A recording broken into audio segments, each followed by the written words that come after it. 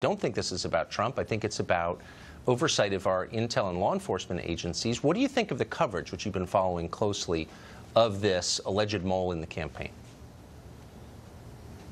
It's incredibly bizarre, Tucker, because for the last 2 weeks, all we heard from the FBI, and of course the media reported it uncritically, was that it was extremely dangerous to try and expose or determine the identity of this informant, because to do so would be to jeopardize his life, the life of other people, national security, all the things they always say when they want to hide from the public what it is that they do. And now that the New York Times and the Washington Post published huge amounts of details about this informant, making it incredibly easy to know that it was Stephen Halper, because the Daily Caller 2 days earlier had reported all the same details and named him.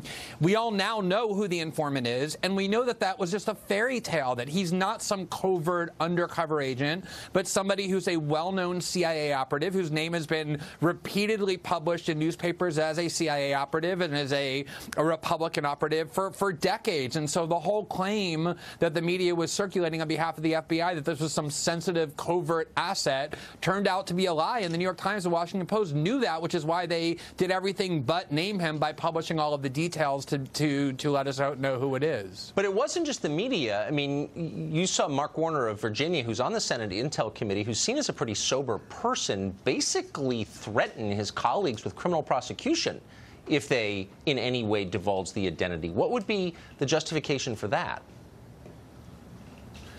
This is what the intelligence community does, Tucker, and I've been trying to essentially make this point for 18 months now, as we've been told we're required patriotically to accept whatever it is that they say.